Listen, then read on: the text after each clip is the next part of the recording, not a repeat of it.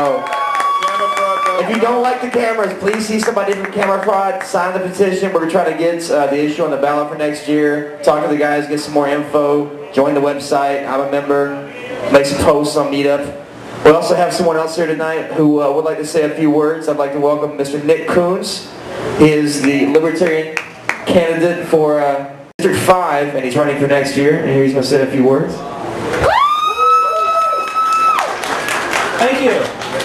First off, I want to thank all the musicians, all the people that have come here tonight to support CameraFraud.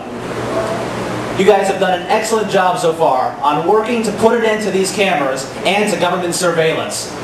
Liberty-minded Americans across the country can learn from your example. But the state says, we need these cameras to protect us on the roads. Do you believe them?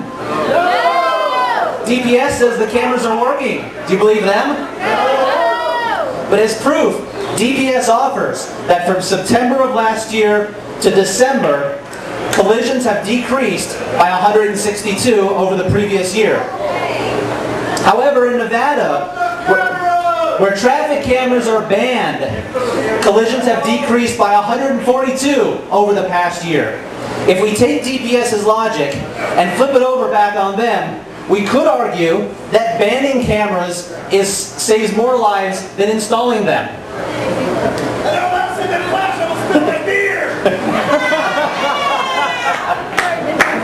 Now, about a decade ago, in Hawaii, they instituted this exact same program, and all the Hawaiian residents hated it. The mobile camera vehicles became known as Talibans, and the program was shortly put to an end. Now, I was born here in Arizona, and I've lived here my whole life. With my job, I spent about 4 hours a day on the road. And up until about last year, I was often caught in heavy traffic. But that hasn't happened much recently. The reason is because of the slow economy. Slow economy equals fewer cars on the road, equals fewer collisions. A slow economy, not traffic cameras, is why we have fewer collisions. But politicians are good at twisting facts around out of context to try and support whatever argument it is they're trying to make at this point in time. Our former governor has moved on, and I'm just as glad as anybody to see that she's not here anymore.